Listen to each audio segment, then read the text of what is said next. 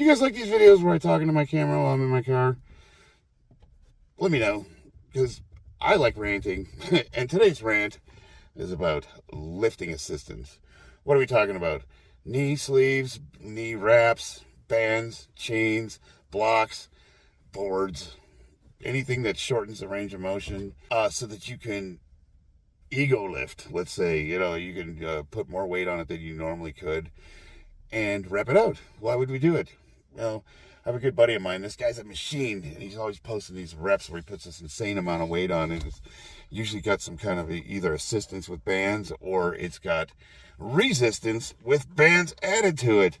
Holy cow, man. This guy walked out this video. He had these super high tension bands on there, and he had like 4 or 5 plates on the bar, and he just starts annihilating this thing. And sure enough, there's always a comment. The guy's like, "Oh, that doesn't count. Why don't you just go to do a squat like a normal person?" Every time, it never fails. There's always a comment. There's always some guy that says that the lift doesn't count or it's cheating. And it makes these little veins stick out. My head wants to explode, because you clearly do not understand strength training. Instead of claiming that a lift doesn't count, or that it's cheating, or it's ego lifting, why don't you instead, when you're looking at an elite lifter who can clearly, bench 4 or 5 times more than you, why don't you ask him why he's doing that? And you might learn something. You might actually get stronger. Why would we do shortened range of motion overloads? Well, assuming your program has a portion of it dedicated to extending the range of motion, so that you're working past what you normally would on the platform. A good example would be the camber bar. It's got an additional 4-inch bend on it, so when you're benching, your elbows go way farther down than normal, and it makes the lift harder. But that's not the point of doing it. The point of doing it is to work past the range of motion, and you're strengthening the bottom part, so when you pause the bench on the platform, you're a lot stronger coming off with that pause. And conversely, we would then do overloads, the top end, and you might use boards or a block that attaches to the bar, and it basically shortens the range of motion, so you're not moving as far. And sometimes I'll shorten it up to 8 inches, which is barely anything. Now, why would you do that? Well, you can put an insane amount of weight on the bar and you can rep it out, whereas normally you would maybe grind out one rep max. And linear progression plateaus after a while. When you're an advanced lifter and you're at the top end of your genetic potential and you're trying to put more weight on the bar, you got to get tricky. You got to trick that body. And that's one of the time-tested, proven ways to do it, is to do overloads. It just works. So, like the comment was that he didn't hit depth. You didn't go down all the way. Okay, this guy's got straps on his bar, which is pulling him down to the ground.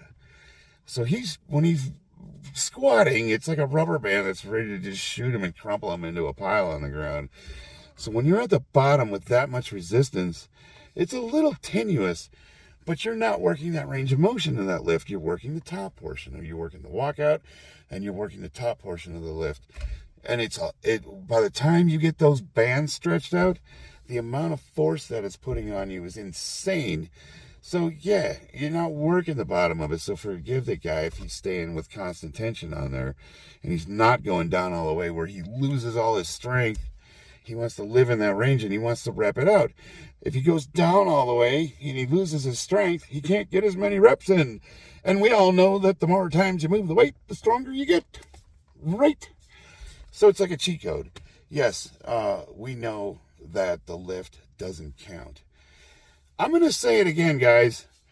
When you are training, as in practicing to get better or stronger or faster, you are not competing. You are training so that you can compete. You guys on YouTube that don't know anything about powerlifting or strength sports think that every rep is a competition and it needs to be perfect or it doesn't count. Count for what? Is there like some sort of magical prize you get for being the strongest guy on YouTube? No. So we're cataloging our training. We're showcasing what we do and how we do it, so that if anyone else is interested, they too can do what we do. So the next time you see a lifter doing something crazy and the lift doesn't look right, and you're just wondering, what the hell is this guy doing? Instead of just calling him out because you think it looks funny, why don't you ask? Why don't you ask why he's doing it? One, we appreciate it because we love to pass on our knowledge and be useful to other people. And two, you might learn something and get stronger. That's the way it works. Steel sharpens steel. Pass it forward.